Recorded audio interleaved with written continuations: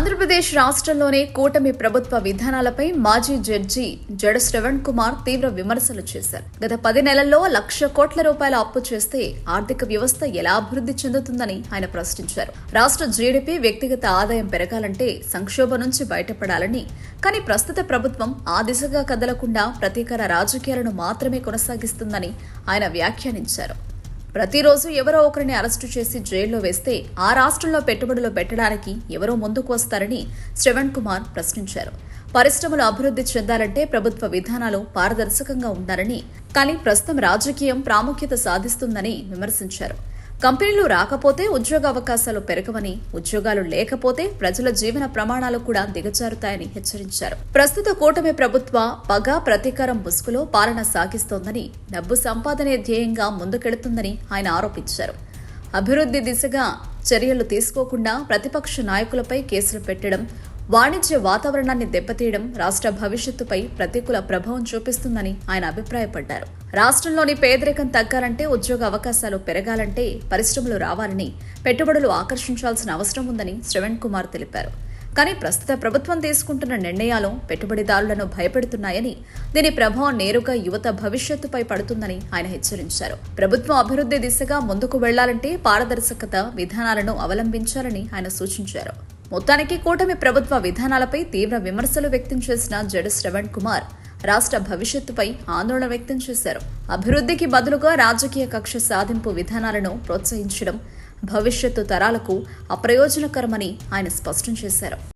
10 నెలల కాలంలో 1,20,000 కోట్లు అప్పు చేసినటువంటి రాష్ట్ర ప్రభుత్వం బహుశా భారతదేశ చరిత్రలో మన ఒకటే.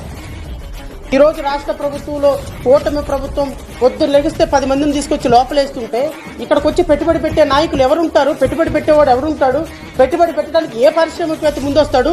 పెట్టుబడి పెట్టకపోతే కంపెనీలు ఎక్కడి నుంచి వస్తాయి? కంపెనీలు లేకపోతే ఉద్యోగాలు ఎక్కడి నుంచి వస్తాయి? ఉద్యోగాలు రాకపోతే జీవన ప్రమాణాలు ఎట్లా పెరుగుతాయి? జీవన ప్రమాణాలు పెరగకపోతే ప్రజల యొక్క లివింగ్ కెపాసిటీ, పర్చేసింగ్ కెపాసిటీ ఎలా పెరుగుతుంది? ఇక్కడ కంపెనీలు రావు, పెట్టుబడులు రావు, ఎఫ్డీఐలు రావు, కేంద్ర ప్రభుత్వం సహకరించదు, ప్రెస్టేజ్ ఇన్స్టిట్యూషన్స్ రావు, ఏమీ రావు.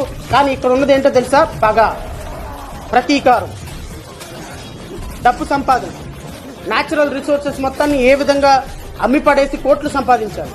రాష్ట్రంలో ప్రజలను గాలి కుదిలేసి, రాష్ట్ర ప్రగతిని గాలి కుదిలేసి ఎంత సంపాదించాము అంటే, మనం దిగేలోపు కనీసం ఒక 10,000 కోట్లు సంపాదించాలని పవన్ కళ్యాణ్, 1,00,000 కోట్లు అరికేసుకోవాలని నారా లోకేష్, ఇంకో 5,00,000 కోట్లు సంపాదించుకోవాలని తెలుగుదేశం పార్టీ అధినేత ఆలోచించే దుర్మార్గమైన పరిస్థితులు ఉన్నాయని ప్రజలకు వివరించాల్సిన బాధ్యత మనందరి మీద ఉందని మనస్ఫూర్తిగా తెలియజేసుకుంటూ, భవిష్యత్తులో ఈ పోరాటానికి ఒక మంచి వేదిక అది త్వరలో రాబోతుందని, ఒక రాష్ట్రానికి ముఖ్యమంత్రిగా పనిచేసి 40% ఓటింగ్ తోటి చాలా స్ట్రాంగ్ గా ప్రజల మనసులో ఉన్నటువంటి జగన్మోహన్ రెడ్డి లాంటి వ్యక్తి ప్రశ్నించాలి.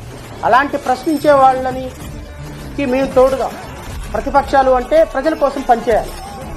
ఈ పోరాటంలో ప్రజల సహకారం ఖచ్చితంగా కావాలని, ఎందుకంటే ఈ రోజున గ్రామాల్లోకి వెళ్లి చూస్తే చిరు వ్యాపారులు, నిరుపేదలు, కూలీ నాలి జనం పనులు లేక, డబ్బు లేక నానా అవస్థలు పడుతున్నారు. అలాంటి వాళ్ళకి ఇలాంటి సందర్భంలో ఖచ్చితంగా రాజకీయ పార్టీలుగా మనం భరోసానివ్వాలి. Subscribe to Social TV Telugu for more videos. Hit the bell icon for faster updates.